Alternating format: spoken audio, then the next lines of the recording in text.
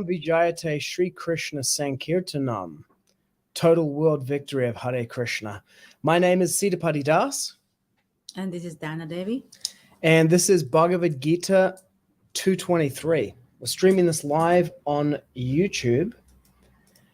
I'll just post the link into Facebook because apparently I posted something on Facebook that means that I can't stream onto Facebook now. Can't handle the truth. Bhagavad-gita As It Is, the Song of God, Chapter 2, Sankhya Yoga, Text 23.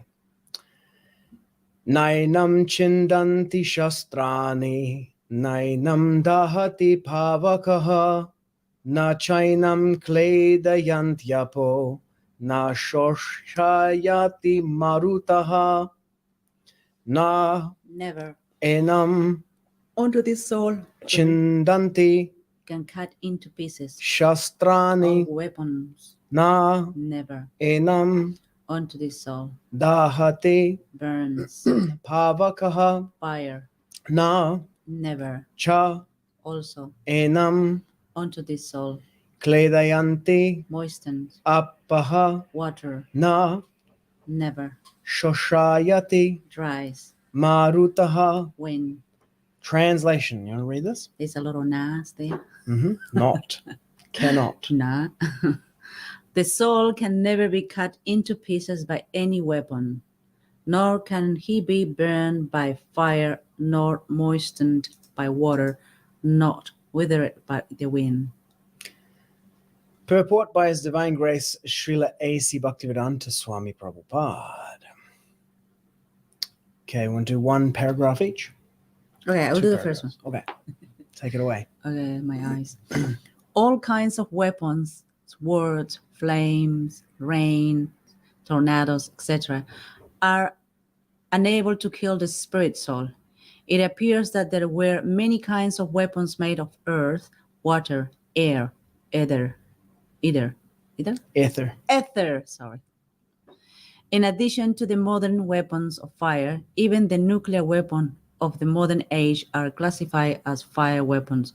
But formerly, there were other weapons made of all different types of material elements. Firearms were counteracted by water weapons, which are now unknown to modern science. Nor do modern scientists have knowledge of tornado weapons. Nonetheless, the soul can never be cut into pieces, not annihilated by any number of weapons, regardless of scientific devices. Nor was it ever possible to cut the individual souls from the original soul. The Mayavadi, however, cannot describe how the individual soul evolved from ignorance and consequently became covered by illusory energy. Because they are atomic individual souls, sanatana, eternally, they are prone to be covered by the illusory energy, and thus they become separated from the association of the Supreme Lord, just as the sparks of the fire, although one in quality with the fire, are prone to be extinguished when out of the fire. In the Varaha Purana, the living entities are described as separated parts and parcels of the Supreme. They are eternally so, according to the Bhagavad-gita also. So even after being liberated from illusion, the living entity remains a separate identity, as is evident from the teachings of the Lord to Arjuna. Arjuna became liberated by the knowledge received from Krishna, but he never became one with Krishna. Om Jnana-timirandasya Jnananjana Shalakaya Chakshu Unmilitam Yena Tasmai Sri Gurave Namaha. Look at the changes. Wow. Pink. Is it red or pink? Yeah. Okay. Now, to see the word for word, we can look here. So, yeah, they're just like chopping up, They did as they please. Yeah. Unauthorized changes. Mm-hmm.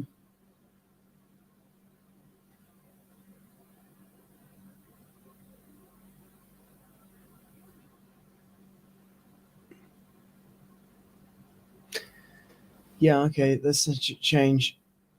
Okay, flame weapons, all kinds of weapons. Swords, flame weapons, rain weapons, tornado weapons. Did that get changed? Yeah. Are unable to. Text 23. All kinds of weapons, namely the swords, flames of fire, raining, tornado, etc. Yeah, he's got the dashes in there. All of them are unable to kill the spirit soul. Okay, nor was it ever possible to cut the individual souls from the original soul. Yeah. Okay. The Mayavadi cannot explain how the individual soul came into existence simply by ignorance and consequently became covered by illusory energy. Okay, let's have a look.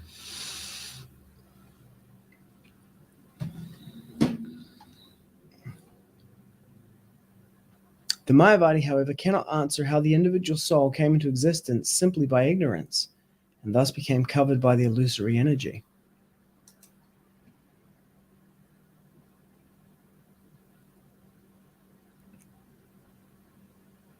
Nor was it ever possible to cut the individual souls from the original soul. That's been taken out.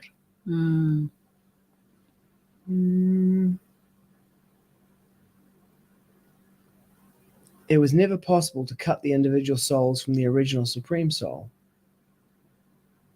They are eternally separated parts and parcels of the Supreme Soul.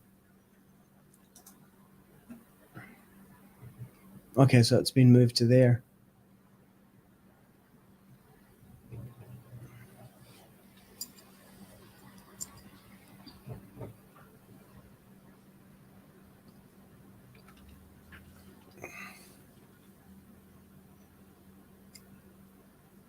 And, there's like significant amounts of Addition? changes here. And some of them go closer to the manuscript, but the unfortunate fact of this is that, you get to this point where you're like, do I want to spend all the time to go through all of the changes and check everything? Mm-hmm. And you're just like, at the end of the day, you could do that, or you could just say, I trust everything that they've done.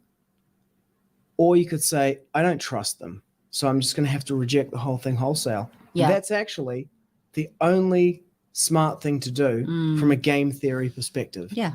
To reject the entire change set.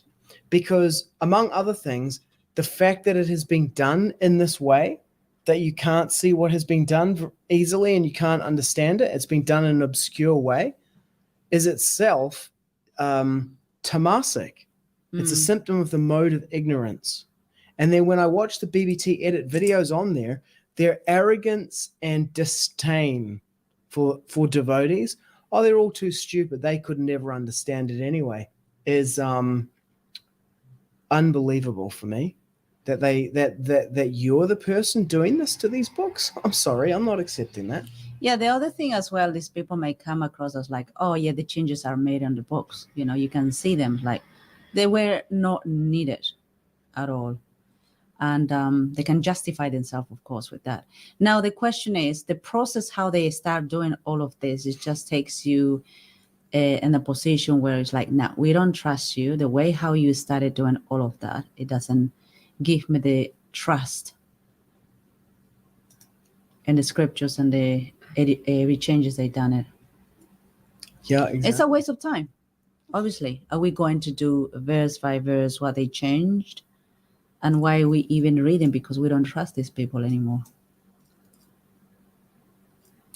And that's one of the things that this is another point I made in my article about the annotations. Mm-hmm. That the danger of doing this and allowing someone to do this is if that person, if it ever becomes revealed anything about that person, that they fall down, they're paid by the CIA or whatever it is, then people just lose their faith completely in the book. Like someone leaves and you take their book off one shelf and you put it on your other bookshelf of the fallen acharyas, why you would allow someone to insert themselves this much into Srila Prabhupada's books and expose them to that risk, that alone is a disqualification. It's on so many levels. This is just the worst thing that you could possibly do. Yeah. And also, why do we want to spend many hours reading those books anyways, like change books? And why do we even want to read the books? What is it, the book that he wrote? Like Vanity Karma, Vanity Varna, or something Vanity like that. karma, yeah. Vanity Karma. Like, it doesn't have any power anymore. Because the way how he is leading all of this is like, nah. I wouldn't even buy that book of Vanity Karma or Vanity whatever. Didn't you say you already have it? A lady from, I think she was from Africa. She says, "Oh, my spiritual master, wrote a book. You want to buy it?" Like me, that I'm quite curious about what they write. I bought it, but I haven't even checked. The book is just sleeping there. So you have it. Where is it? I have it. It's in the shipping Okay. Okay. So we have a copy of it. Yeah, we can actually. I will annotate, do some changes to that book. How about that? Second edition of the book. Yeah, I will do a second edition. How to think as a writer. Yeah. I will be a very critical about that book. Okay, so we're not happy with the changes. No, I'm should not. we go to the verse itself? I'll do that. Yeah. The soul can never be cut into pieces by it. We're sticking with the first edition, or as close as we can get until our Macmillan arrives. The soul can never be cut into pieces by any weapon, nor can it be burned by fire, nor moistened by water, nor withered by the wind. How about we read the Srila Prabhupada's book? Hmm? What about we read it? We will, yeah. Yeah. But the letters, you mean? Yeah, his original. Oh, the manuscript. Manuscript, like, that's even more powerful. We're reading directly from Srila Prabhupada. Wow. Let me talk about this point here. You can teach me. Excuse me. This point.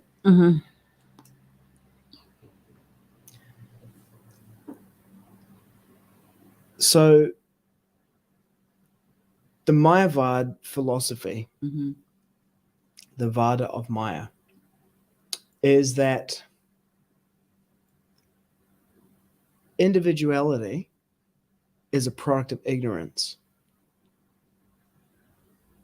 It's the material energy that gives you a material body and limits your experience to just this one localized body and set of senses. And that when you attain liberation from the material energy, from Maya, your individuality disappears, because individuality is itself a product of the material energy.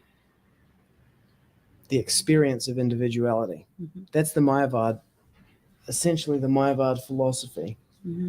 Like the Buddhist idea as it's presented a lot these days is that existence itself is an illusion. You don't actually exist, you only think you do. Okay. And one of the evidences they give for that is if you go looking for yourself, you won't find yourself. Okay. You're not your body, you're not, this is my nose, but you're not the nose, your brain, your thoughts, but where are you? And you go looking and you can't find yourself.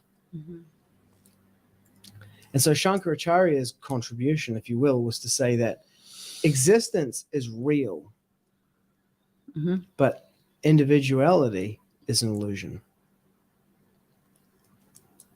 Now, what Srila Prabhupada is saying here is, he's saying, how does the individual soul fall into illusion? How does the oneness become many?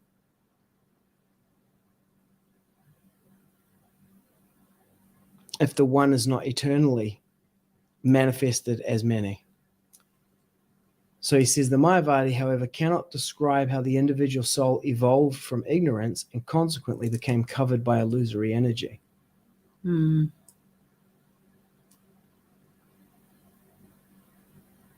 then he states his positive thesis on the other side.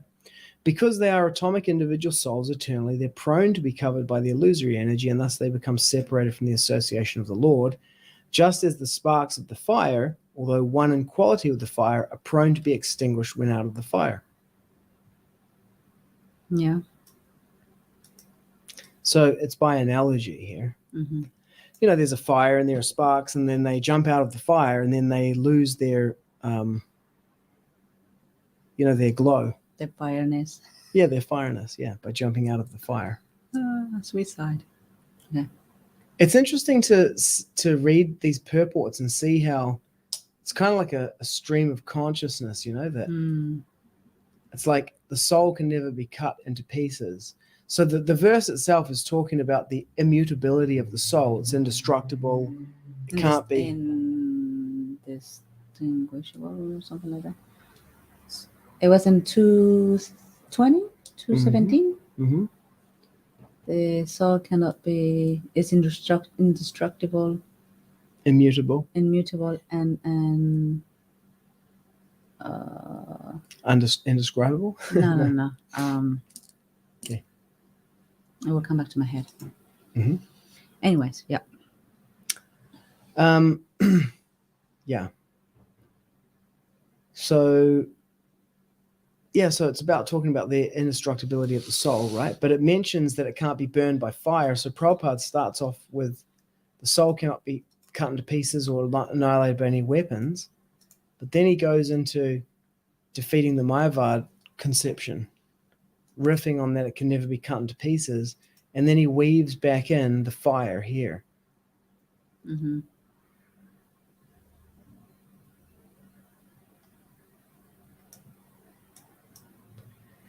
So this part here is the main point that he's stating to distinguish or defeat the Mayavad presentation, is that after being liberated from illusion, the living entity remains a separate identity, as is evident from the teaching of the Lord to Arjuna. So especially that one that says, Sarve vayamata param, natveva ham jatuna sam natvam neme janardi paha, nachaiva nabhavishyama sarve vayamata param. Never was there a time when I did not exist, nor you, nor all of these kings, nor in the future shall any of us cease to be.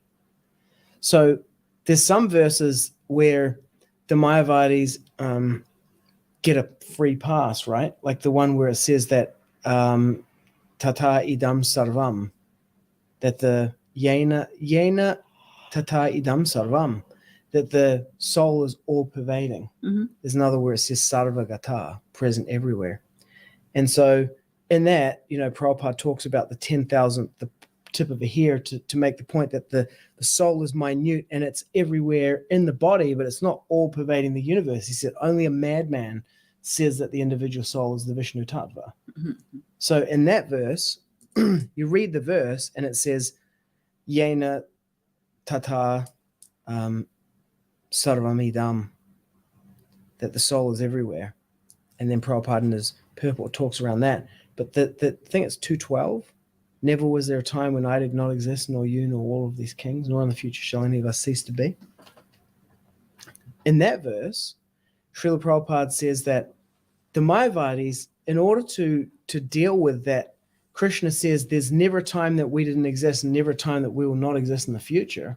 He's talking about a multiplicity there. He doesn't say that, we're all one.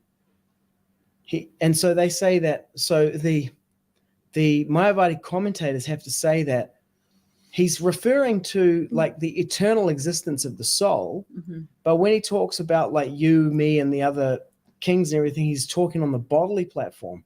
But Prabhupada's point is this, that he can't be talking on two platforms at once. Mm. He can't be talking about, well, you and me, and all of these kings. So that's on the bodily platform. We are eternally existing before, and we never cease to exist in the future. Oh, he's talking about the one. It's like he can't be talking about the oneness of the soul and then indicating each of them individually. Of course, you can make the argument that he is, which is exactly the argument that Mayavadis make. But Prabhupada's point in that purport, we should do it earlier in the day, is that I agree. He says, he can't be talking on the basis of the bodily platform and on the spiritual platform at the same time. And he already dismissed the bodily platform prior to that. So here, Prabhupada's making the point again, even after being liberated from illusion, the living entity remains a separate identity, because the Mayavadi presentation is that individual identity is a product of illusion. It's a product of the material energy. Mm-hmm. Of course, when you look into it, the individual identities and the pastimes and the forms and everything are controlled by Yoga Maya, the internal potency of the Lord. Mm-hmm. But, I don't even really know where that is. I have to be honest here. I don't even really know where that is developed from. Where is that delineated? That Yoga Maya energy. I mean, Yoga Maya is definitely mentioned in this in Bhagavad-gita. Let's do the search on here.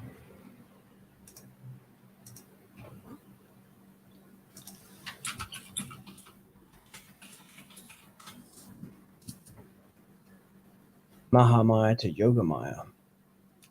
In the Bhagavad-gita, 725.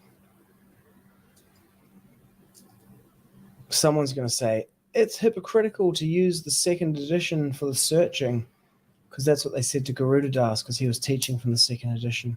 Mm-hmm. Yeah, for them I'm covered by my internal potency. Mm. The Yoga Maya, the internal potency. Okay, so it is mentioned. Okay. Something you want to say about this? Complex. Mm-hmm. Yeah. Should we have a look at the Prabhupada's letters to Okay. Sure. Narayan Maharaj? Mm-hmm. Yeah. Okay. So remember, this is like 1 month after his request from 26 Second Nav, and then he's, an initiation and the establishment of the International Society for Krishna Consciousness a month later, So this is September 28th. This one was August 21st. Mm-hmm. Things are moving very fast, clearly. Tridandi Goswami A.C. Bhaktivedanta, Sri Sri Guru Gauranga Jayato.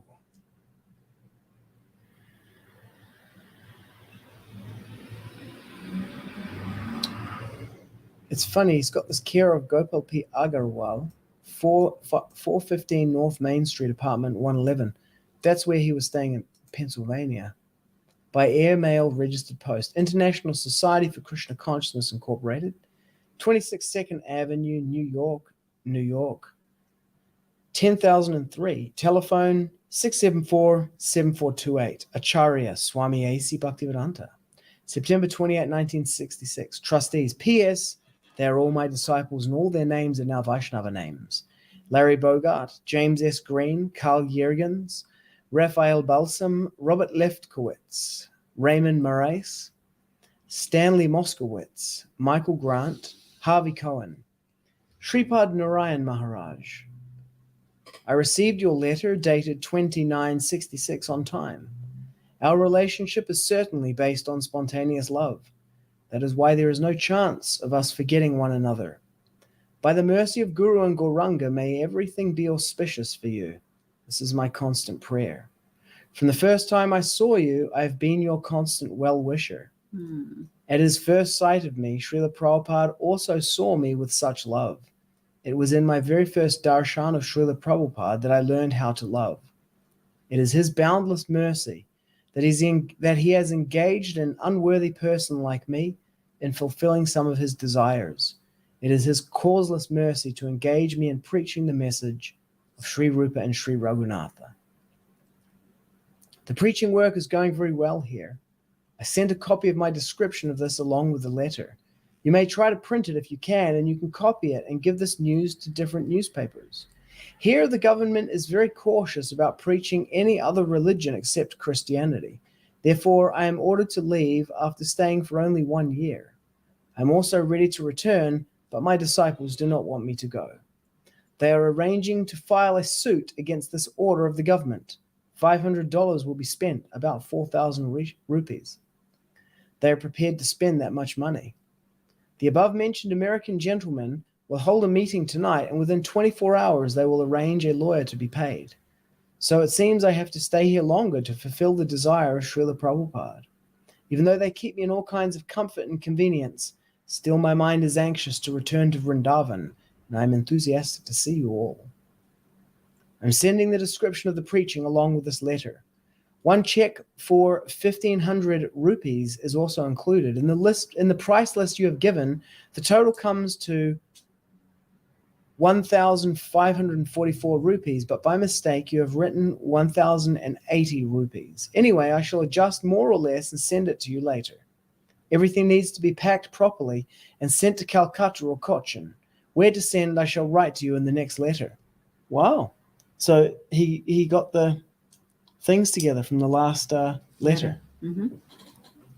My room is locked in Delhi. If you or any of your faithful preachers want to preach in Delhi, let me know. If you want to work in Delhi, you can use that room and preach.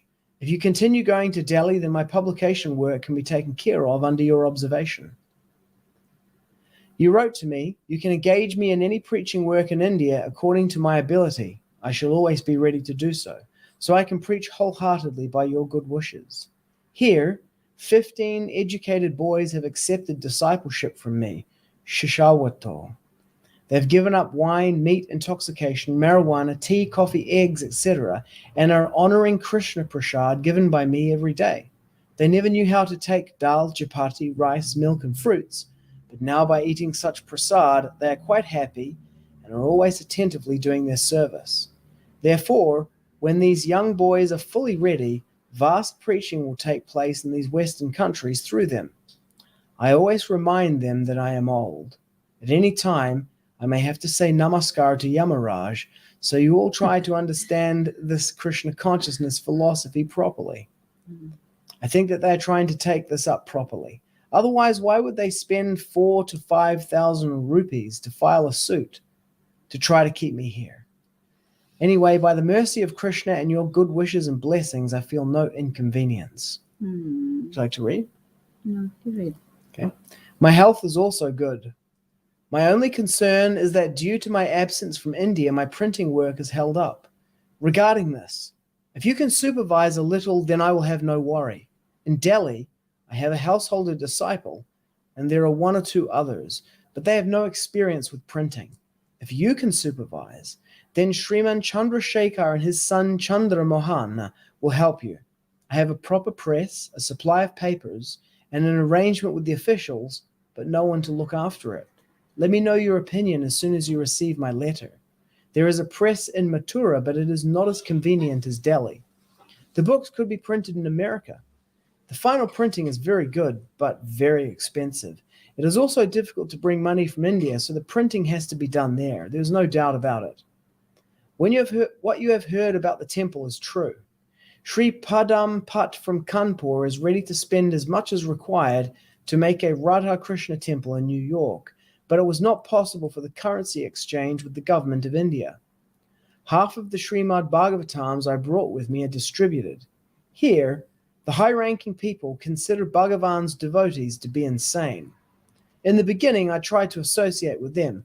I became acquainted with the secretary of the governor and others, but seeing their demoniac nature, I focused my attention on the middle class, especially toward young and educated. Here, the young educated Sampradaya are disgusted with Western civilization. They are being ruined by taking marijuana and associating with women. The government does not care for them. They are sent to the Vietnam War by force. The political situation here is not good.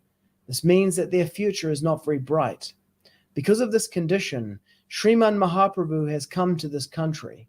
I'm trying to give them the dust of his lotus feet, and those who are accepting are feeling joy. They are accepting me with love, thinking that I can give them life. You will come to know all this news in the joint report. A cross-check is being sent. It will not be difficult to cash it if you have a bank account.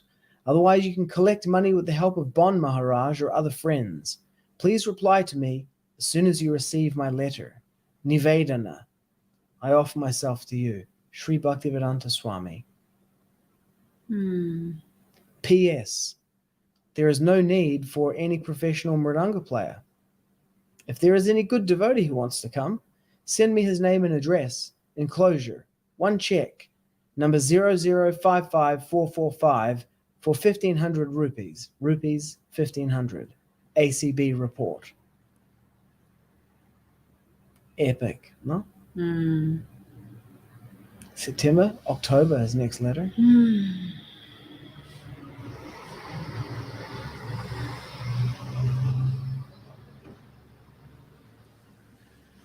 Amazing, eh? I love those exchanges. Yeah. So beautiful. Is there any letters from Narayan Maharaj towards him? To Prabhupada? You know, they may exist somewhere, but according to Rupa, the ISKCON deep state has hidden them. No. See, these ones are available because they went the other way to Narayan Maharaj. So devotees in the Narayan Maharaj Sangha were able to get access to them. Any letters from Narayan Maharaj to Srila Prabhupada, I don't know. Srila Prabhupada's outgoing letters are available in the database. Incoming letters, I don't think so. No, they're not available in the database. I don't know how you would get hold of them. You can ask Rupa about that. Yeah. Yeah. Okay, let's finish with the verse, eh? Nainaṁ chindanti śastrāṇi, nainaṁ dahati pāvakaḥ, na cainaṁ kledayanty, na śoṣayati mārutaḥ. Can you read it? Oh, the soul can never be cut into pieces by any weapon, nor can he be burned by fire, nor moistened by water, nor withered by the wind. Jai. Param Vijayate Sri Krishna Sankirtanam. Total world victory of Hare Krishna. Okay, Hare Krishna.